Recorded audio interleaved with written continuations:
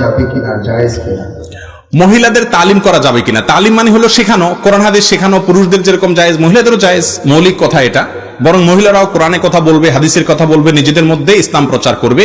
আল্লাহ তাআলা কোরআনে কারীমে বলেছেন, আল মুমিন ওয়াল মুমিনুনা ওয়াল মুমিনাত বা'দুহুম আউলিয়াউ বা'দ ইয়া'মুরুনা বিল মা'রুফ ওয়া ইয়ানহাউনা আনিল মুনকার। নারী পুরুষ একে অন্যের অভিভাবক, একে অন্যের পরিপূরক, বন্ধু। অতএব তারা উভয়, নারী পুরুষ সবাই সৎ কাজের আদেশ দিতে হবে, অসৎ কাজের বাধা প্রদান করতে হবে। শুধুমাত্র মহিলা পুরুষরাই করবে, মহিলারা করবে না তা না। তবে হ্যাঁ, মহিলারা মহিলাদের মধ্যে করবে। আজকাল আবার অনেক এলাকায় মাহফিল শুরু হয়েছে, পুরুষদের মধ্যেও মহিলারা ওয়াজ করে। আবার ইউটিউবে অনেক মহিলার ওয়াজ পাওয়া যায়, লা হাওলা ওয়ালা কুওয়াতা ইল্লা বিল্লাহ। মহিলার ওয়াজ থাকলে ওয়াজ শুনবে না, আওয়াজ শুনবে বসে বসে।